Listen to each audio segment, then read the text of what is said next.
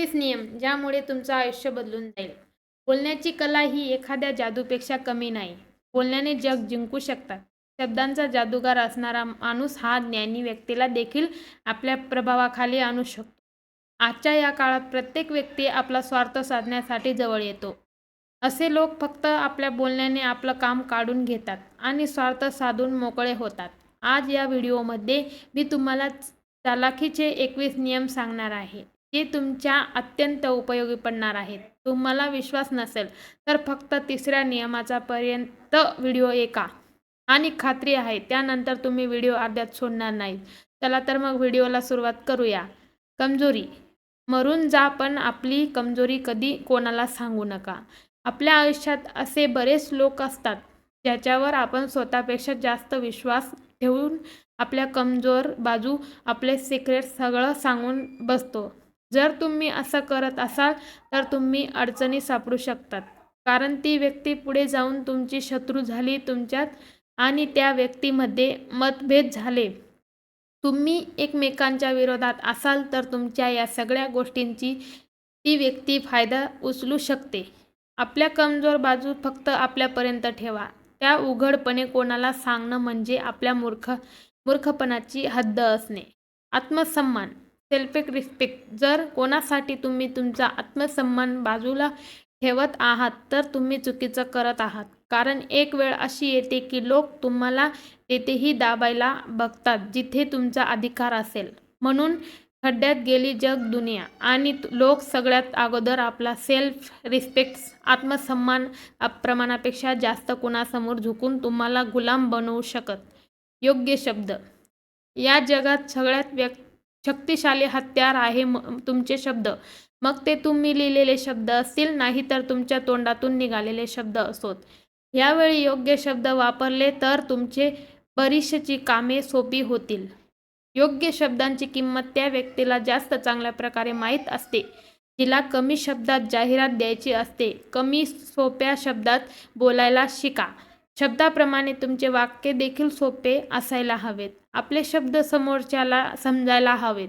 बऱ्याच वेळेस लोक आपल्या किमती स्मार्ट आहोत हे दाखवण्यासाठी असे शब्द वापरतात जे समोरच्याला समजत नाहीत. बोला, राजासारखं काम करा, गुलामासारखं मेहनत करा, मजुरीसारखी आणि आपल्या ॲटिट्यूड ठेवा, बादशाहीसारखा स्वार्थी. तुमच्या डोक्यातून एक गोष्ट काढून टाका की या कलियुगात स्वार्थाशिवाय कोणी तुमच्याजवळ असेल. एक चालाख व्यक्ती ही गोष्ट फार लवकरच समजून घेते आणि याच गोष्टीचा फायदा घेऊन लोक आपले काम काढून घेतात. जेव्हा पण तुम्ही समोरच्याकडून काही काम करून घेता आणि काही मोबदला देत नाहीत तेव्हा समोरचा काम करेल याची खात्री देतात येत नाही. पण जर तुम्ही समोरच्याला त्याच्या कामाच्या बद्दल काही देण्याचा आमिष दाखवलं तर तुमचं काम लवकरच होईल. या जगात तुमच्या कुटुंबाशिवाय कोणीही तुमच्याजवळ स्वार्थ असल्याशिवाय येणार नाही. ही गोष्ट कायम लक्षात ठेवा. नकारात्मक प्रश्न. कोणी तुम्हाला नकारात्मक प्रश्न विचारत असेल, नकारात्मक बोलत असेल तर तुम्ही लगेच चिडून रिएक्टिव्ह करू नका. तुम्ही एखाद्याला चिडून बोलत असाल तर तुमच्याकडे त्या प्रश्नाचे उत्तर नाही असा त्याचा अर्थ होतो. चिडून तुम्ही प्रश्न दाबण्याचा प्रयत्न करत आहात असा त्याचा अर्थ होतो. थंड डोक्याने विचार करून चालाखीने उत्तर देणे तुम्हाला शिकावं लागेल. कारण लोकांनी तुमचा मजाक उडवण्या अगोदर 100 वेळेस विचार करायला हवा. पेशन्स, समय. ज्या माणसाकडे पेशन्स नाही, समय नाही त्या माणसाला प्रत्येक ठिकाणी नुकसान सहन करावं लागतं. म्हणून कुठलेही काम करताना त्या कामाचा फायदा आणि तोटा याचा विचार करून उत्तर द्या.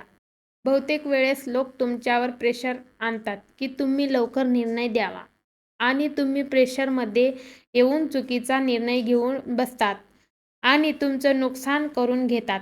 म्हणून समय ठेवून निर्णय घ्या. Topic zone. कुठल्याही मुद्द्यावर, कुठल्याही टॉपिकवर चर्चा करताना अगोदर तुम्ही समोरच्या व्यक्तीचा अभ्यास करा. कुठल्याही मुद्द्यावर चर्चा चालू आहे याचा अभ्यास करा आणि मगच तुम्ही त्यावर चर्चा करा. काहीही बोलण्याच्या अगोदर तुम्हाला या मुद्द्यावर विचार करायला हवा, तरच तुम्हाला त्या मुद्द्याला धरून बोलता येईल. आत्मविश्वास, कॉन्फिडन्स. जर तुम्ही खोटंही आत्मविश्वासाने बोलत असाल तर लोकांना ते खरं वाटतं, आणि जर तुम्ही खरं बोलत असाल आणि तुमच्या बोलण्यात कॉन्फिडन्स, आत्मविश्वास नसेल तर ते लोकांना खोटं वाटेल. आपल्या बोलण्यात आत्मविश्वास वाढावा तरच लोक तुमचं बोलणं ऐकतील. कमी बोला, स्पीक लेस. प्रमाणापेक्षा जास्त बोलणे म्हणजे आपल्या शब्दाची किंमत कमी करून घेणे. आपली किंमत कमी करून घेणे. आय कॉन्टॅक्ट, नजरेला नजर देऊन बोलणे. बऱ्याच वेळेस समोरचा बोलत असता तुम्ही इकडे तिकडे बघता तेव्हा समोरच्या व्यक्तीला वाटतं की तुम्ही त्याला इग्नोर करत आहात. तुम्ही त्याचं बोलणं लक्ष देऊ नका. म्हणून कोणाशी बोलताना त्या व्यक्तीच्या नजरेला नजर देऊन बोलत जा. तोंडाने कडू पण मनाने साफ. तोंडाने गोड असणारे तुमच्याशी गोड बोलून त्याचा स्वार्थ साधून घेतात. म्हणून प्रमाणापेक्षा जास्त गोड बोलणाऱ्या लोकांवर विश्वास ठेवू नका. जलद आणि स्थिर विचार. एका राजाने आपल्या सगळ्यांना सल्लागारांना 1000 सोन्याची नाणी दिली आणि त्यांना एक अट घातली की ही नाणी खर्च करताना माझा चेहरा बघून खर्च करायची. आणि दुसरी अट, पुढे 7 दिवस मी तुम्हाला भेटणार नाही. 7 दिवसानंतर ज्याची नाणी खर्च झालेली असेल त्याला मी आपल्या मित्रमंडळात चांगलं पद आणि 5000 सोन्याची नाणी देईल. 7 दिवसानंतर सगळे सल्लागार राजाला घेऊन भेटले. सगळ्यांनी हेच सांगितलं की राजा, नाणी खर्च झाली नाहीत कारण तुम्ही दिसलेच नाही. तुमच्या अटीनुसार आम्ही ते खर्च करू शकलो नाही. त्यातला एक सल्लागार म्हणाला, राजा, मी माझी सगळी नाणी खर्च करून आलो. आणि तुमच्या अटीनुसार? राजाने आश्चर्याने विचारले. कसे? सल्लागार म्हणाला, प्रत्येक नाणं खर्च करताना मी त्या नाण्याकडे बघत होतो आणि मग ते देत होतो, कारण आपल्या राजाच्या प्रत्येक नाण्यावर तुमचं चित्र आहे. प्रश्न हा नाही की तुम्ही कुठल्याही परिस्थितीत कसा विचार करता. प्रश्न हा आहे की तुम्ही कितीही कठीण परिस्थितीत किती जलद आणि किती स्थिर विचार करतात.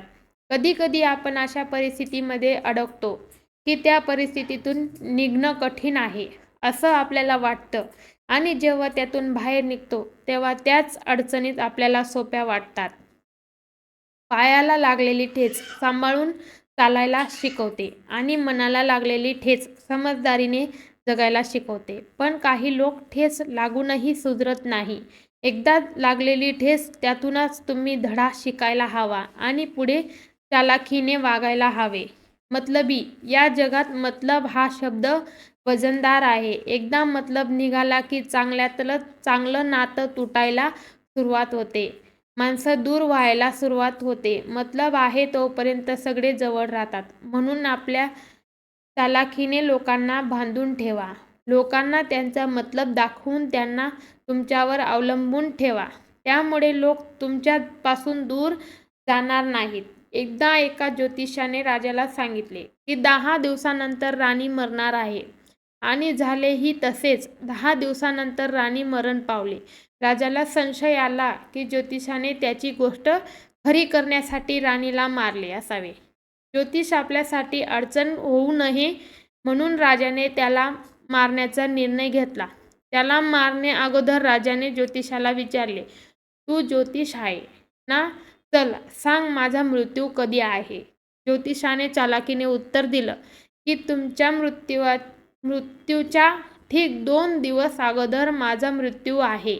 राजा घाबरला की जर ज्योतिषाला मारले तर त्यांच्या दुसऱ्या दिवसानंतर माझाही मृत्यू होईल. राजाने त्याला सोडून दिले. लोकांना आपल्यावर असं निर्भर ठेवायला शिका की लोक आपल्यासोबत वाईट करणार नाहीत. ज्यांना काही ध्येय नाही, ज्यांच्या आयुष्यात काही उद्देश नाहीत, अशा लोकांसोबत कधीच बसू नका. ही गोष्ट तुम्हाला खटू शकते पण हे खरं आहे.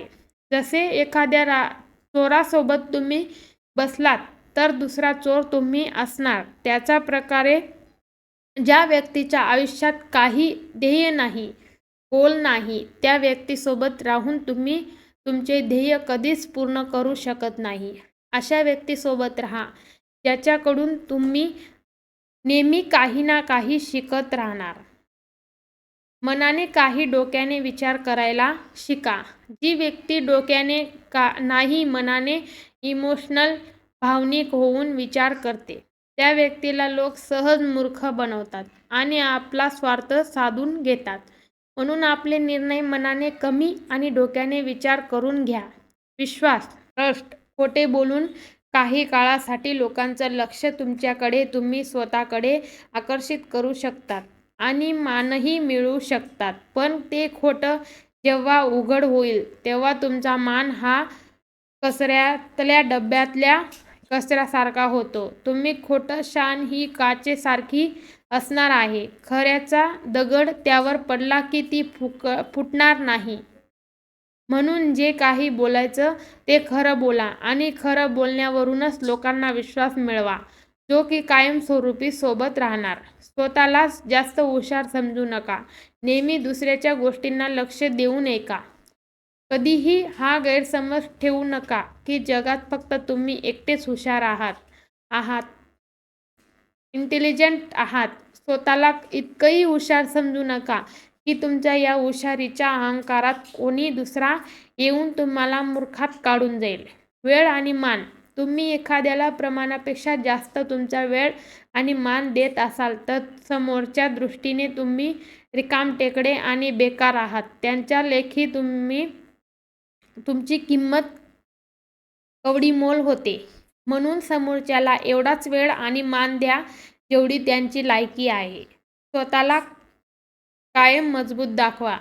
एखादा साप विषारी नसला तरी तो फणा काढणं सोडत नाही आणि समोरच्याला ओळखायला येत नाही की तो विषारी आहे की नाही. लक्षात ठेवा, कधीही इतके सरळ राहू नका की कोणी येईल आणि तोडून जा. अनमोल मराठी जगातली सगळ्यात सरळ आणि उच्च झाड अगोदर कापली जातात. म्हणून चुकीच्या लोकांसमोर तुम्ही नेहमी स्वतःला विषारी आहात असे दाखवा. लोकांना त्यांच्या जाळ्यात अडकवा. जेव्हा एक व्यक्ती एका राजाला भेटायला जातो तेव्हा त्या व्यक्तीला शिपाई दारात अडवतात आणि त्याला म्हणतात की आतमध्ये तुला जे काही बक्षीस मिळणार आहे त्यातला अर्धा हिस्सा आम्हाला हवा आहे. तो व्यक्ती आतमध्ये जातो आणि राजाला म्हणतो, मला बाबूचे 100 फटके मारा. त्यांची ही विचित्र मागणी ऐकून राजा त्याला विचारतो, पण का? तेव्हा तो त्या व्यक्तीला सांगतो की तुमच्या शिपायाने मला एकाच अटीवर आतमध्ये सोडलं नाही की आतमध्ये मला जे काही बक्षीस मिळेल त्यातला अर्धा हिस्सा आम्हाला द्यावा लागेल. हे ऐकून राजाला राग आला आणि त्याने 100 फटके हे शिपायाला दिले. लक्षात ठेवा, लोकांना चालाखीने त्यांच्या जाळ्यात अडकवायला शिका. कधी दुसऱ्यासोबत वाईट करू नका आणि स्वतःसोबत कधी वाईट होऊ देऊ नका. मित्रांनो, तुम्हाला आजचे विचार जर पटले असतील तर व्हिडिओला लाईक करा आणि चॅनेलला सबस्क्राईब करा.